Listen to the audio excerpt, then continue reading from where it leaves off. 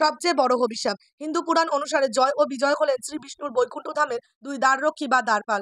একবার ব্রহ্মার 4 জন মানসপুত্র সনক, সননন্দন, সনাতন ও সনত কুমার ভগবান শ্রী বিষ্ণুর দর্শন পেতে বৈকুণ্ঠে হাজির হন। তারা বাচ্চা ছেলের মতো দেখতে ছিলেন। জয় ও বিজয় তাদেরকে চিনতে না পেরে ভিতরে ঢুকতে বাধা দেয়। এতে ওই 4 কুমার জয় ও বিজয়ের উপর ক্রুদ্ধ হয়ে অভিশাপ দেন যে তারা দুজনে মর্ত্যলোকে বারবার জন্মলাভ করবে, কষ্ট ও যন্ত্রণা ভোগ করবে। খবরটি বিষ্ণুর কানে পৌঁছালে তিনি সেখানে উপস্থিত হন। জয় ও বিজয় বিষ্ণুর কাছে অনুরোধ করেন যে তা কুমারদেরকে বলুন তারা যেন অভিশাপ ফিরিয়ে নেয়। বিষ্ণু বলেন ব্রহ্মার পুত্রদের দেওয়া অভিশাপ ফেরানো সম্ভব নয়। তিনি প্রস্তাব দেন যে তাদের দুজনকে 7 জন্ম ভগবানের সেবক অথবা 3 জন্ম ভগবানের শত্রু হয়ে জন্মলাভ করতে হবে, তবেই তারা মুক্তি পাবে। জয় ও বিজয় 7 জন্ম বিষ্ণুকে ছেড়ে থাকার কথা ভাবতেই পারছিল না, তাই তারা 3 জন্ম শত্রু হয়ে জন্মাবার প্রস্তাবটি গ্রহণ করে। সেই মতো তারা সত্যযুগে হিরণ্যক ও হিরণ্যকশিপু, ত্রেতা যুগে রাবণ ও কুম্ভকর্ণ এবং দ্বাপর যুগে শিশুপাল ও দন্তবক্র নামে পৃথিবীতে জন্মগ্রহণ করে। আর প্রতিবারেই তারা বিষ্ণুর অবতার দ্বারা নিহত হয়।